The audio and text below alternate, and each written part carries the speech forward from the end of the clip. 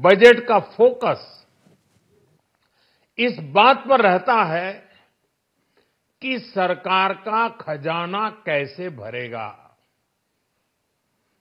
लेकिन ये बजट उससे बिल्कुल उल्टा है।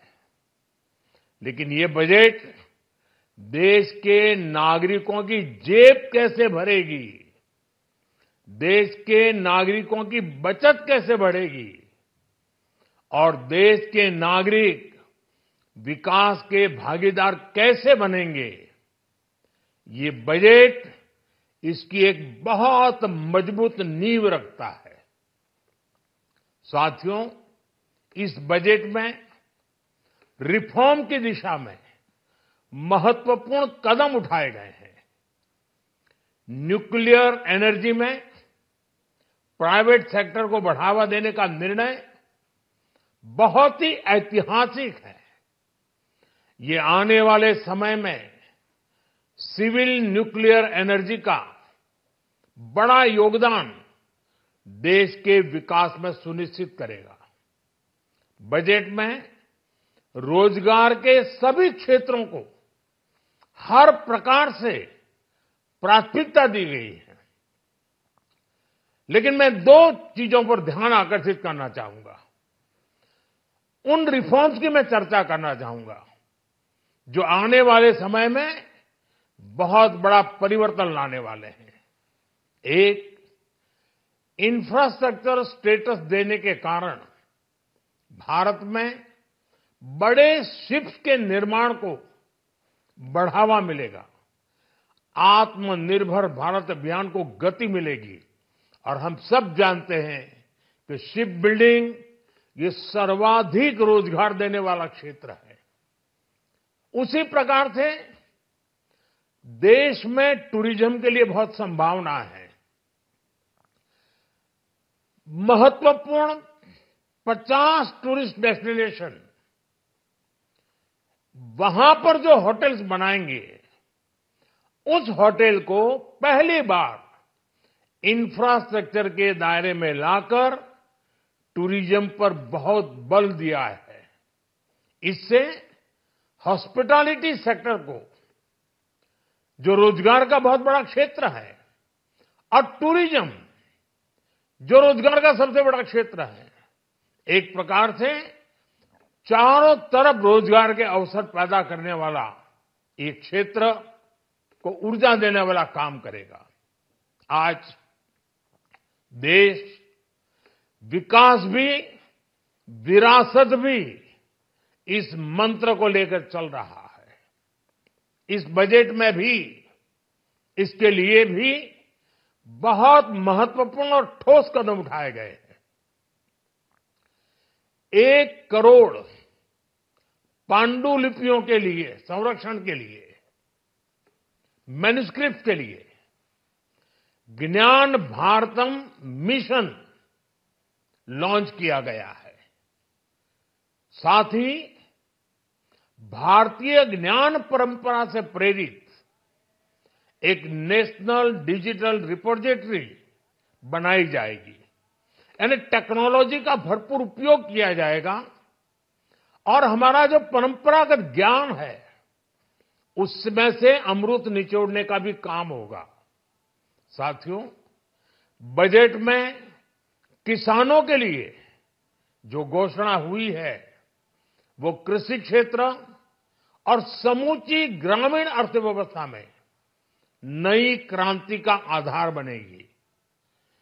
पीएम धन धान्य कृषि योजना के तहत 100 जिलों में सिंचाई और इंफ्रास्ट्रक्चर का डेवलपमेंट होगा।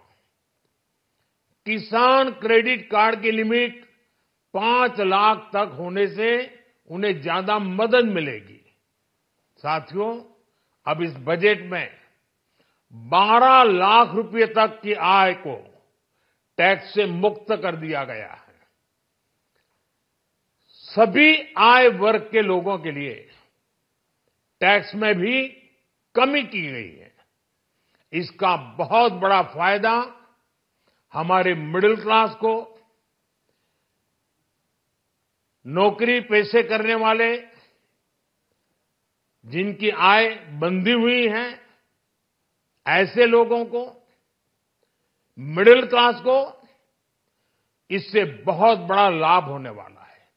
उसी प्रकार से जो नए नए प्रोफेशन में आए हैं, जिनको नए नए जॉब मिले हैं, इनकम टैक्स की ये मुक्ति उनके लिए एक बहुत बड़ा अवसर बन जाएगी। साथियों, इस बजट में मैन्युफैक्चरिंग पर 360 डिग्री फोकस है, ताकि एंटरप्रेन्योर्स को, एमएसएमईज को, छोटे उद्यमियों को मजबूती मिले और नई जॉब पैदा हो।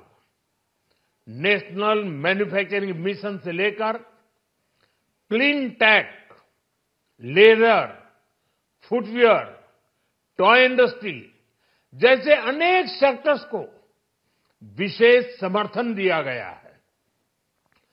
लक्ष्य साफ है कि भारतीय प्रोडक्ट्स ग्लोबल मार्केट में अपनी चमक बिखेर सके। साथियों, राज्यों में इन्वेस्टमेंट का एक वाइब्रेंट कॉम्पिटिटिव माहौल बने, इस पर बजट में विशेष जोर दिया गया है। एमएसएमईज और स्टार्टअप के लिए क्रेडिट गारंटी को दोगुना करने की घोषणा भी हुई है। देश के एससी, एसटी और महिला जो नए उद्यमी बनना चाहते हैं, उनको 2 करोड़ रुपए तक के लोन की योजना भी लाई गई है, और वो भी बिना गारंटी।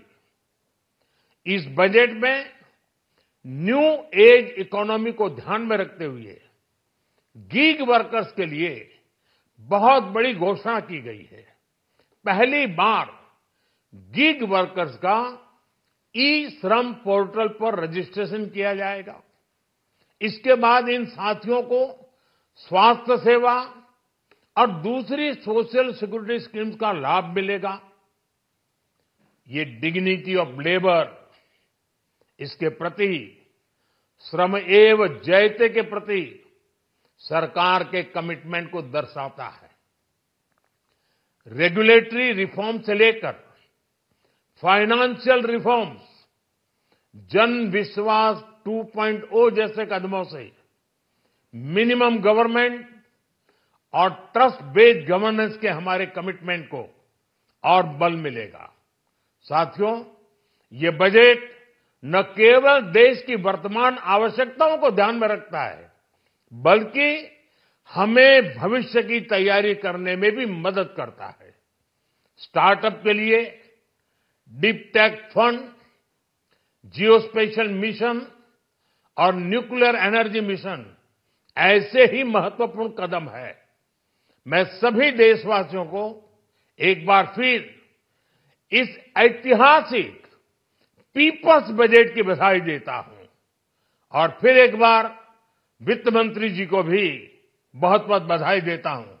बहुत बहुत धन्यवाद।